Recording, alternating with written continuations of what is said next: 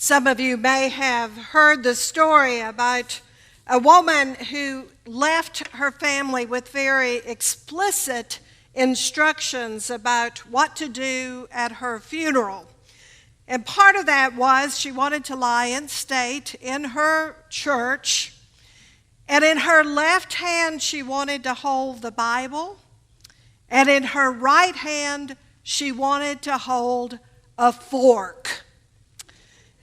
Now, you might imagine that there were a few curious looks at that, and so they would say to the daughter of the deceased, "We understand your mother was a very faithful Christian. We understand the Bible, but can you explain the fork?" And she said, "My mother was a wonderful cook. She loved big gatherings that she would bring to the house, and she would cook for them. But she was best known for her fabulous, decadent, ooey gooey, wonderful desserts." So when people would eat, and you came to that part of the meal when you'd begin to take away the dishes, she would always say, "Keep your fork. The best is yet to be." And the daughter said, "And you know, Mom thought the same thing about life. Life is wonderful and it is great." But she knew that the best was yet to be. I thought about that story when I was reading again this account in 2 Kings about Elijah and Elisha. "Let me inherit a second portion of your spirit." Now, have you ever wanted seconds? And what have you wanted seconds of? When I thought about that question, the first thing that popped into my mind was banana pudding. Of all of the flavors in the world, for some reason, banana pudding is just one of my absolute favorites. The sweetness of the pudding, the crunch of the vanilla wafers, the texture of the banana, and that heavenly delight of meringue. Oh boy, it is so sweet, it is so yummy, it is so good. Now, how many of you want me to dismiss you for lunch now? Oh, wow. I want a second helping. I want a double portion. And sometimes life is so sweet and so good and so rich. We come to God and we say, "Yes, Lord, more." And some of you can look across the journey of your own life and you breathe that same prayer of thanksgiving. "Yes, Lord, more."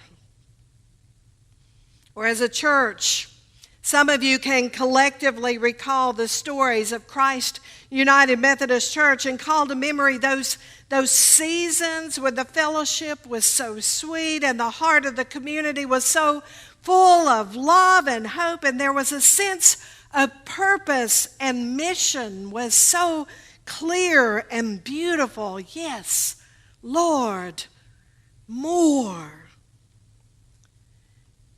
But there is another reason one might want seconds, and that is because they are just still hungry. I see the young orphan boy, Oliver Twist, dirty and ragged with the weight of poverty and loneliness and want hanging heavy on his little shoulders, lifting up his bowl and saying, "Please, sir, I want some more." Have you ever wanted seconds simply because you were just that empty? Sometimes life is so harsh and life is so painful, so abrasive that we come to God in our anguish and we say, "Yes, Lord, more." Not more of the same, but the more that our hearts and our souls long for. And some of you can look back across your own life's journey, and with sighs that are too deep for words, you pray with deepest yearning, yes, Lord, more. Have you ever wanted seconds? How do you need seconds? Jesus said, ask and you shall receive, knock and the door shall be opened to you, seek and you shall find. So whether you are seeking seconds because life is so wonderfully sweet, or you're looking for a second portion because life has left you empty, the response is the same. Ask, seek, knock. And if we really want a double portion, perhaps we should pay attention to Elisha as a model.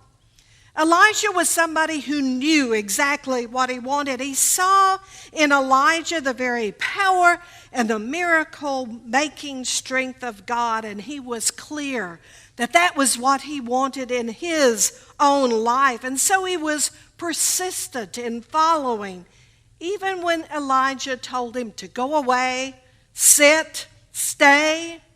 Elisha said over and over again, no way. I am going to follow you. There's nothing that will make me look back. There is nothing that will make me stop following after you no matter what. And attaining the second portion means we have to be pretty clear about what we want and what we are looking for. Let me tell you about my ring. I got this ring back in the early summer last year before I came here to Christ United Methodist. I was in a Christian bookstore looking for a gift for a friend of mine who was also moving to a new appointment. And as I was rummaging around in the store, in the very back there was a sale table. Yay! I loved sale tables. And on that was this ring. And I thought, well, wouldn't that be great to have something that was very visible to me, something that I could touch and look at all through the course of the day to help me keep focused and to help me remember to be in conversation with God. And so I picked up the ring. It was 75% off, folks. I picked up the ring. And I thought, yay, and then I looked and the inscription was in Greek. Well, I was never a particularly stellar Greek scholar, and I was a Greek scholar decades ago, and so I wasn't quite sure what it said. So I whipped out my handy mobile app for my Bible, and I looked inside, and sure enough, there was the scripture reference in English. But then I saw why it was on sale. There was a big scratch on the inside. 1 Thessalonians 5. Yeah.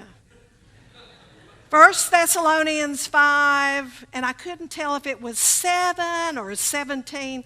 So I scrolled down and I looked, and 1 Thessalonians 5:7 said, those who sleep, sleep at night.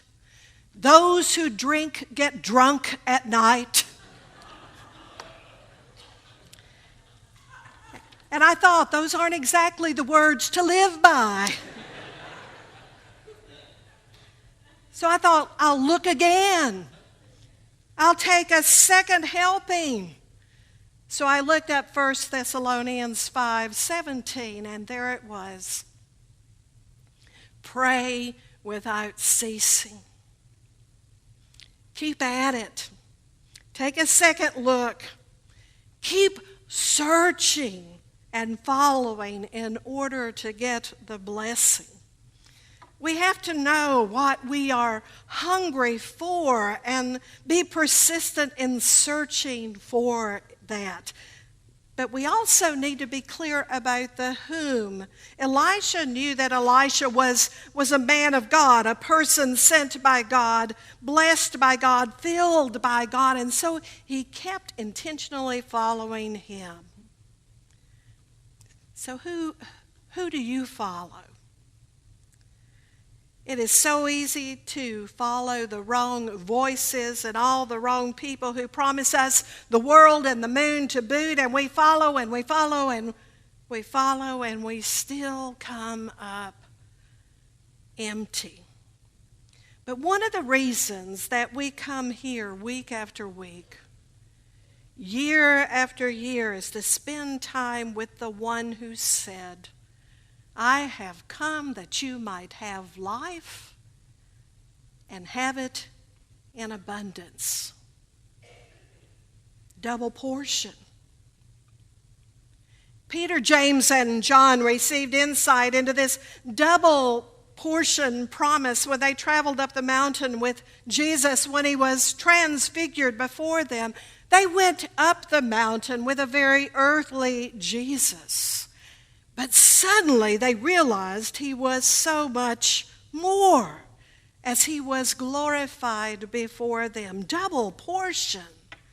Over time, Jesus had become for them the preacher and the teacher and the healer, but now they could see that he was so much more than that. Jesus was the very incarnation of God, human and divine.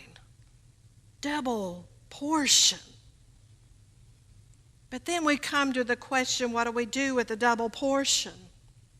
Peter immediately wanted to store it up for later. Let's build 3 huts here. One for you, Jesus, one for Elijah, and one for Moses. Taking a double portion and trying to cram it into a little box for later. But hoarding generally is not healthy, either physically or spiritually. So what can we do with a deep spiritual experience that is supersized? On the mountain of transfiguration, we hear a double-portioned bit of advice. The voice of God says, first of all, listen. And then the voice of Jesus says, go. Listen, go. Echoing the message proclaimed out by the waters of Jordan, God says, this is my son, the beloved. Listen to him. And then Jesus seems to reinforce that message by encouraging his disciples to keep quiet. Now, listening and staying quiet for reflection are really hard for us, especially in a society that keeps promoting talk about it, talk about it, talk about it, and then, of course, tweet it, text it, and post it. But the wisdom of God is, take some time, be quiet, listen.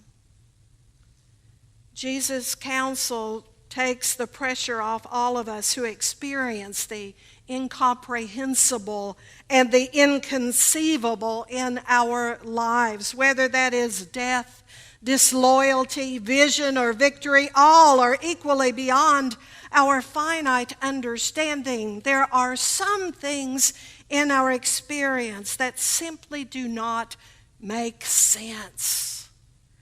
We cannot immediately put them together. Some things just require gestation. Some things require patience. I was reminded of that scene in Nikos Katsankakis' book, Zorba the Greek.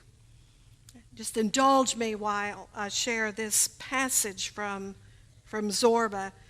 He said, I remember one morning when I discovered a cocoon in the bark of a tree. Just as a butterfly was making a hole in its case and preparing to come out.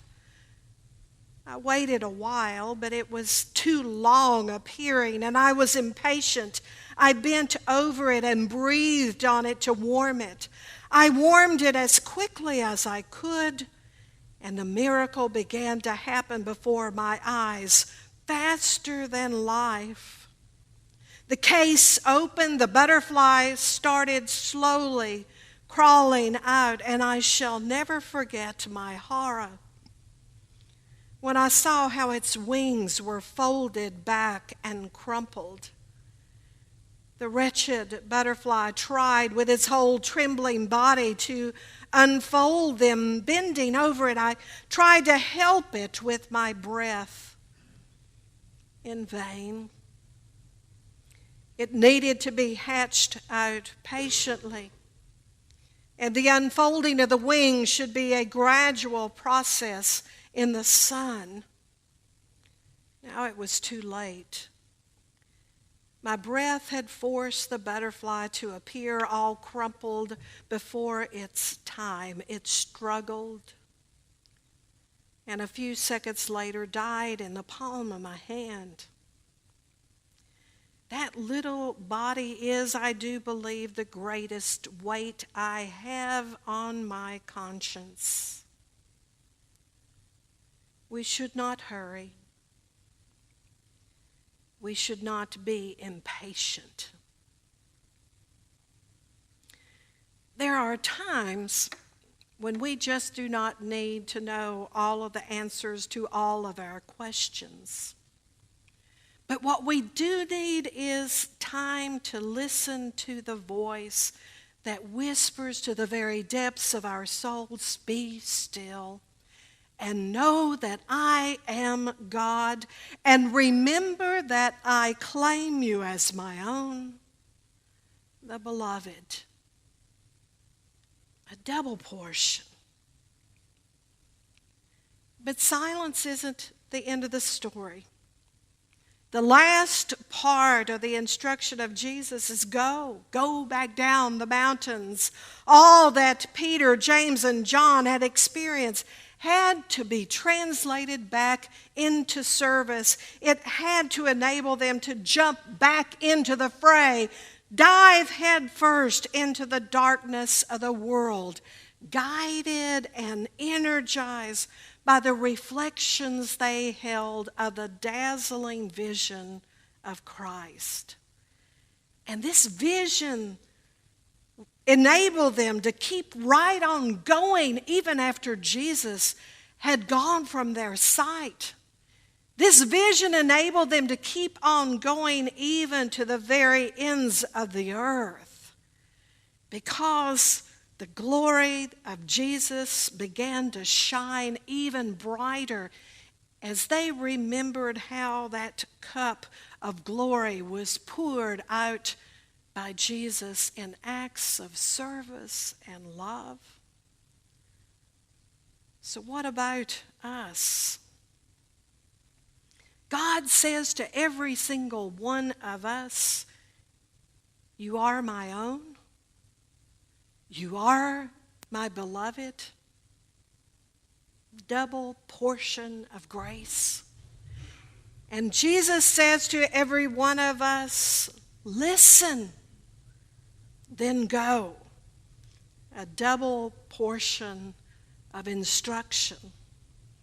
And because we have this double portion of grace and instruction, Jesus says that we can be for the world salt and light.